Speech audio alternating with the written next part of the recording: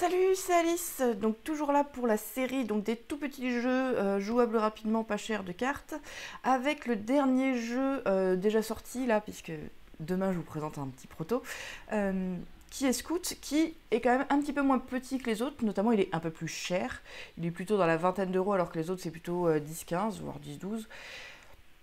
Il est aussi un petit peu plus long, donc c'est un jeu de pli, et si on joue en le bon nombre de manches, ça va être un petit peu, ça va plutôt être une grosse demi-heure, 45 minutes qu'un quart d'heure. Donc ça va être un jeu de pli, on va avoir des cartes en main, et le principe c'est que ces cartes en main, on n'a pas le droit de les trier. Par contre, elles ont deux faces, un numéro sur chaque face. Le numéro de l'autre côté est marqué en petit. Tout début de chaque manche, donc on va jouer en fait des mains de cartes. En théorie, on joue autant de mains que ce qu'il y a de joueurs autour de la table. Rien n'empêche d'adapter. On va les mettre soit dans un sens, soit dans l'autre sens. Donc retourner complètement notre paquet dans la main et ensuite on les retournera plus, ces cartes. Pas quand elles sont dans notre main en tout cas. Le principe c'est comme ça, on va avoir des mains et on va essayer de faire des combinaisons. Les combinaisons c'est que des combinaisons très simples, soit des cartes qui se suivent, soit des cartes pareilles. Donc là par exemple, avec cette main là je vais pouvoir jouer 4-5-3, 5-4-3 plutôt. Justement 4-5-3 on pourrait pas le jouer. Et je vais pouvoir le poser sur la table devant moi pour dire je mets cette série là, c'est moi qui en table. Le joueur suivant doit me battre par exemple avec une série plus longue, donc par exemple 4-6.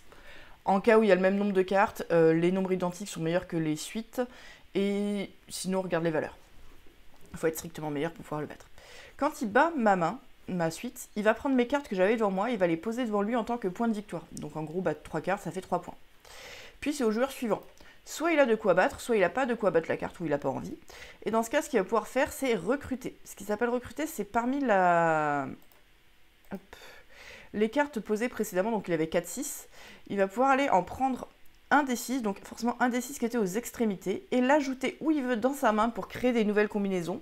Et là, on a le droit de le mettre soit dans le sens du 6, soit dans le sens inverse pour aller récupérer un nouveau numéro, là où ça nous arrange dans notre main. Et comme ça, constituer des combinaisons petit à petit. Donc il y a deux manières de constituer une meilleure combinaison de notre main, soit en sortant des cartes là où ça brisait les combinaisons, soit en en rajoutant au milieu. Ça s'appelle un recrutement. Quand on fait un recrutement, la personne qu'on a recrutée récupère un petit billet comme ça qui vaudra aussi un point de victoire en fin de partie. Donc à la fois avoir des bonnes combinaisons, ça nous permet donc d'avoir tué des bonnes combinaisons et de récupérer des cartes, et que les autres recrutent chez nous. On va jouer comme ça autour de la table jusqu'à ce que un joueur n'ait soit plus de cartes en main. Hop, je vais remettre une photo comme ça, voilà. Soit on n'a plus de cartes dans notre main, on a entièrement vide notre main, dans ce cas la manche s'arrête. Chacun compte les points positifs qu'il a devant lui, donc en cartes retournées et en jetons récupérés, en positif, et toutes les cartes qu'il a en main comptent en négatif. Deuxième manière dont le jeu peut s'arrêter, si ça fait un tour complet, que ça revient à moi et que j'ai toujours une série active, donc ça veut dire que tout le monde a recruté une carte, il me reste encore des cartes et personne n'a réussi à me battre dans le tour. Là, ça veut dire que je vais mettre fin à cette manche, toutes les cartes qui me restent encore en main ne comptent pas de points, et je compte juste mes points positifs. Il y a une petite astuce qui permet un peu de briser le rythme ou d'empêcher les gens de gagner, qui est ce petit chariot qu'on a disponible une fois par manche, qui va nous permettre à la fois de recruter une carte, puis de jouer un numéro chez nous. En théorie, il y a un thème cirque, voilà, qui fait qu'il y a des petits prénoms et des petites disciplines sur les cartes qui correspondent à leur numéro. Ça ne sert pas à grand chose, les couleurs c'est juste les numéros. C'est vraiment très sympa dans le genre... un jeu un peu qui revisite les jeux de pli, qui revisite les Gang of Four, les carreaux combo, tout ça, c'est vraiment assez cool. Le fait d'empêcher l'autre de gagner en permanence, ça marche plutôt bien. Le fait de les chercher les grosses séries, il y a vraiment un petit côté pari de est-ce que je continue à me renforcer ou est-ce que j'encaisse mes points tout de suite, des fois quelqu'un finisse.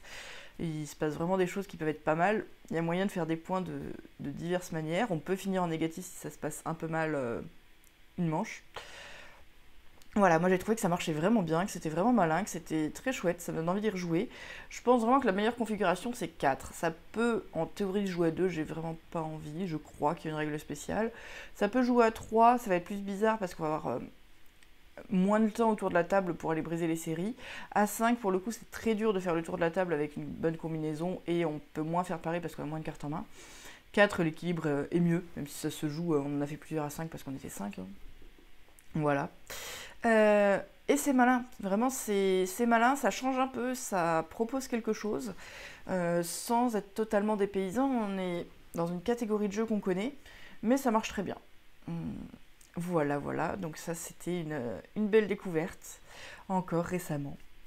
Et puis je vous fais des gros bisous, et puis à demain, salut!